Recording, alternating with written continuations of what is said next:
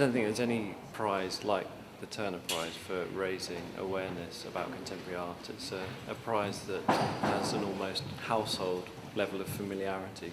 It's been running for 27 years. It's always been at the Tate, so for Baltic to be selected as the first venue beyond Tate to present it is really exciting. I think it means great things. I mean, Baltic has a fairly die-hard audience.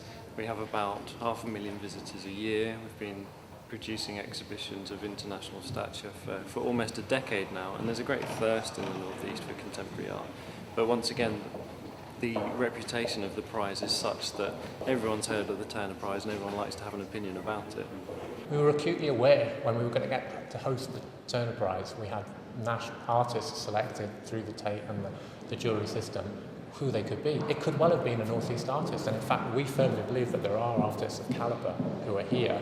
And indeed, actually, this weekend we do have other artists in the exhibition, not least a show by Matt Stokes, a Northeast artist who has his installation on the ground floor. We've got 4 really different artists. And we've got George Shaw, who's a painter who grew up in Coventry and paints that kind of landscape of his sort of teenage years. And has gone back to those places. And then you've got Carla Black, who uses direct materials, kind of familiar materials like kind of makeup and Vaseline and sort of cling film in a very sort of unusual way, but creates a kind of a whole immersive environment that you'll be able to explore. Hilary Lloyd has revealed the architecture of the space, has got sort of double monitor video pieces. And there are sort of 4 pieces within her space. And Martin Boyce, a sculptor working from Glasgow, has devised an installation that kind of combines his interest in modernist forms and lighting so that you kind of get a filtered light through the room.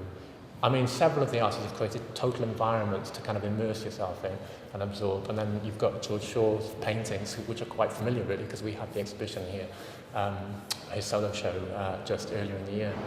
It'll really put Baltic and the Northeast on the map artistically. I mean, as I say, there's a very rich art world here already. There are a huge number of artists living and practicing in the region. There are great art schools.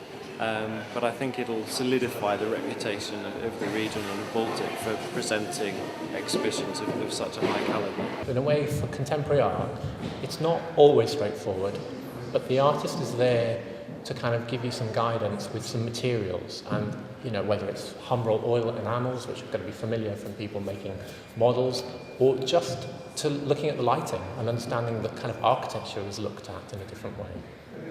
So I think there is a lot for people to understand, and it fits back into that wider conversation of a real strength of contemporary art to kind of be about contemporary culture and about artists' interests, in the present day.